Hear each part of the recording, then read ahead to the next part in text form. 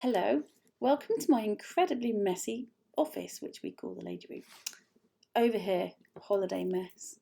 Going away on my holidays very soon, so getting all my holiday things out and sorting them through. Over here, school mess. Sorted the classroom out yesterday and brought a whole load of stuff home. So, yeah, that's why I'm in a bit of a mess. But never mind, it'll get cleared up in a minute. I was just about to clear it up and I thought, oh, haven't read you some Creakers, so I thought I'll do that. And I don't mind if nobody's really listening. It doesn't matter. I'm having fun. The next chapter, I'm going to skip chapter 10, I think. It's all about the Creaker trap. What happens is Lucy and Norman decide to trap a Creaker. It's the best way to get down to the Woleb and get the adults back. So they're going to use Eleanoring as bait. And they're going to put her right here. Right? She's going to be wearing Lucy's dad's coat, her stinking jacket, because they've discovered the Creakers like rubbish.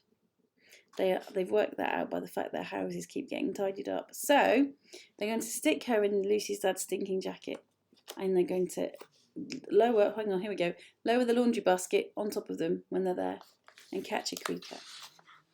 So they got Ella to wear the jacket. She doesn't really know about the plan. They told lots of scary stories, and now they're waiting up all night. And she is going to take the first shift looking out for monsters. The next chapter, so Ella's in place wearing a jacket. The next chapter is called Catching Creakers. Lucy and Norman lay very still, silently pretending to sleep as they listened out for the first signs of a Creaker. Ella remained sitting on her spot on the floor, too scared to move and too scared to sleep. She just sat there, wishing for the sun to come up and for this scary, spooky night to be over. The perfect Creaker bait.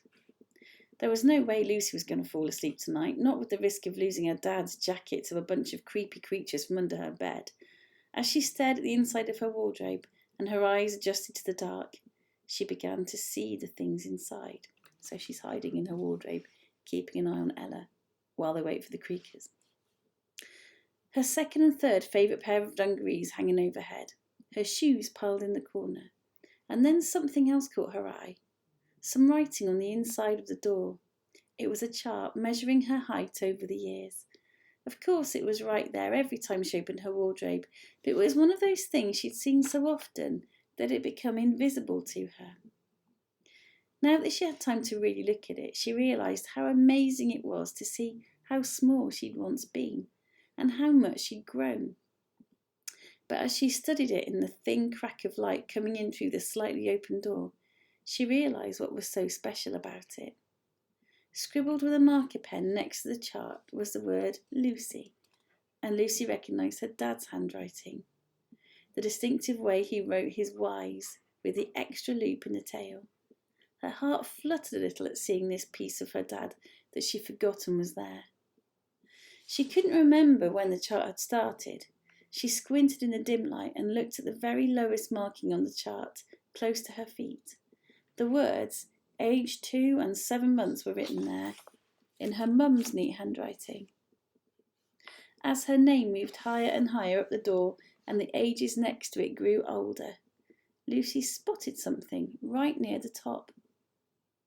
There was some more writing way up high, far too high to be Lucy's height. Carefully and quietly, she stood up in the wardrobe to get a better look. As she got closer, she read the words Mum, age 32, and a little further up was Dad, age 34. Lucy had a sudden, unexpected feeling. Her whole body felt warm and safe, like she was being hugged. Just seeing the words Mum and Dad written in her parents' handwriting brought back those feelings that only families can give to each other. She felt comforted for a moment, snug in the wardrobe, as though somehow the grown-upless world didn't exist. Like her family was back together again, the three of them, right there in the wardrobe. Her happy moment was interrupted by the chiming of the clock tower echoing across Whiffington, announcing the hour. It must be getting late, Lucy thought as she counted the chimes. 3 a.m. already, she thought. That went fast. And that's when she heard it. Not a creak, but a yawn. It was Ella. Lucy peered out of the crack in the wardrobe door and saw Ella stretching sleepily before rubbing her tired eyes. Obviously, our scary Creaker story wasn't scary enough to keep Ella awake all night, she thought. Then Lucy heard something else. Another yawn. It was Norman. That useless boy, Lucy thought, watching him snuggle comfortably down in her bed and start snoozing on her pillow. But Lucy had the feeling that something wasn't quite right. She peeped out of her hiding place in the wardrobe again and saw the most astonishing thing. A faint cloud of golden dust was wafting across her room, settling over the eyes of Ella and Norman as it floated by. Lucy's heart stopped. Ella and Norman weren't falling asleep, they were being sent to sleep. She watched the dust settle into the corners of their eyes as they drifted deeper into hypnotic slumber. Then Lucy realised that Ella and Norman's sleepy eyes weren't the only ones she could see. They were there. 4 pairs of beady black eyeballs were lurking in the shadows beneath her bed, staring out. Lucy froze inside the wardrobe. But the eyes weren't looking at Lucy. They hadn't seen her yet. They were looking at Ella, wrapped up in the jacket, and at all the deliciously rotten bits of rubbish scattered temptingly around her room. "They be a good and dozing now," croaked a voice from the darkness.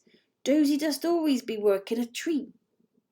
"Them kiddlings not be waking up for a long time this night," grunted another. "Stupid girl bring a weedy little boy with her. Look, it's the tidy kiddling from across the walk. He won't be doing her any help." They all laughed. This is good, thought Lucy. The Creakers thought that Ella, curled up in the fluorescent jacket, was her, just as she and Norman had planned. "Come on, let's be getting the stinkering coat," hissed another. With that, Lucy saw movement in the shadows. Her tummy was full of fluttering wobbles, her mouth dropped open in shock, goosebumps pimpled down both arms, and the hairs on the back of her neck stood up as the 4 Creakers crept out of the darkness and she caught sight of them for the very first time. Their skin was as black as treacle and shimmered with a sticky wetness like the repulsive flesh of a slug. They had veiny ears like rotting cabbage leaves and long pointy claws which seemed to click across the floor like spiders' legs as they crept. Each of them dragged a rotten tail behind them, which looked like a mouldy brown banana skin. One by one they stood up, revealing their full rottenness. Their heads were just high enough to poke over the side of Lucy's bed. Lucy squinted in the dimness. From her hiding spot inside the cupboard, she could see them properly. One of them was freckled with boils and pus-filled spots along its gangly arms.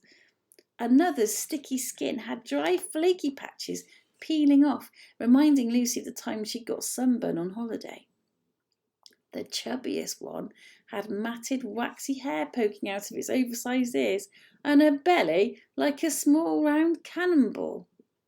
The last one to emerge from the dark had a layer of spikes on its back, like uncut oh, hang on a minute. Sorry, it's so disgusting. I can't even read it properly.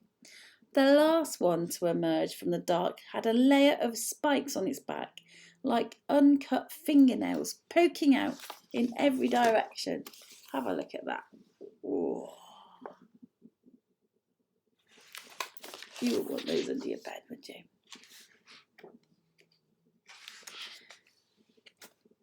This one was their leader.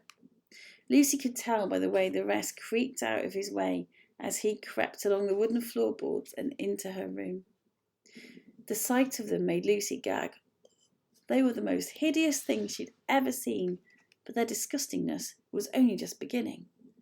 "Oh, looky this," the flabby round one said, holding up a rotten slice of pizza with fluffy green mould oozing from the crust.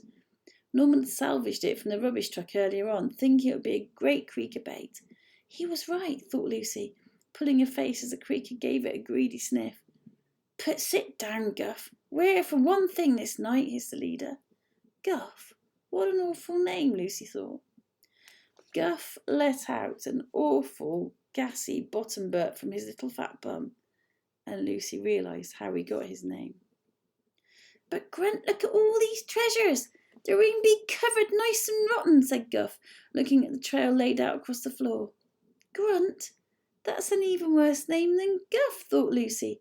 But Grunt, the one with the prickly nails on his back and a rotten scowl on his face, seemed to suit his name too. "Guff's right. We gotta take this stinking stuff, Grunt. It be too good." "Waste!" blurted the one with horrid boils, interrupting the one with the flaky skin. "Don't speaks when I'm speaksin', Sniff, you rotten twizzle." "Sorry, Scratch. Sorry, I forgets every time," Sniff said, with a nervous chuckle. "Scratch! Sniff! Be quiet!" huffed Grunt. Grunt, Guff, Scratch and Sniff. Lucy repeated their names to herself in her head. They were repulsive names for repulsive creatures. "Fine.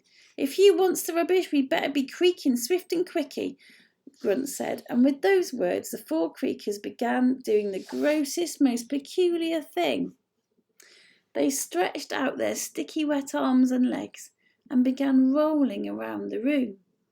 As they rolled over the oozing pizza slices, the empty cereal boxes, the old sandwich crusts, the single dirty shoe, the leftovers from dinner, and every disgusting bit of rubbish, Lucy saw it all started sticking to their slimy skin. And when they finally stopped rolling and stood up, the floor was clean, and the Creakers were covered from sticky head to flaky toe. It was the oddest thing Lucy had ever witnessed. 4 odd little creatures coated in litter and rubbish. Grunt, Guff, Scratch and Sniff looked at each other and saw how completely covered they were in the mess. Then one by one they started laughing. Now, Creakers don't laugh like you and I do. They come from a backwards world where right is wrong, where good is bad, and where laughter sounds more like the wailing of a newborn baby. They howled for nearly 5 minutes, revelling in the splendid rottenness of their find, and just as Lucy had started to wonder if their laughter might wake up Ella and Norman, Sniff reached his oily black claw into a pouch tied round his neck and pulled out a pinch more of their golden dust. "Just to be safe," Sniff said, and he blew the dozy dust into the air, where it floated like crumbly magic into the corners of Ella and Norman's sleepy eyes once again. "No chances of him stopping up this time," Sniff added before snorting like a pig. Lucy's heart raced. The Creakers didn't know she was hiding in the wardrobe, but if they did, they would surely use their magic sleeping dust on her too. Then she had an idea. In fact, the idea was dangling right over her head. Her swimming costume was on a hanger, and looped around the top of it were her swimming goggles. She quickly reached up and stretched them over her head, protecting her eyes from any stray crumbs of dozy dust. "Now let's get her a rotten jacket and be taking it back to the Woleb," hissed Grunt, creaking towards Ella.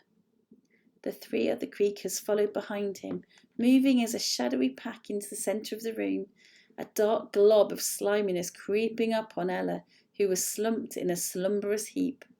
They stretched out their claws, reaching for the grubby jacket, heading right towards the spot on the floor marked with a C. Right where Lucy wanted them. What happens next? We'll find out soon.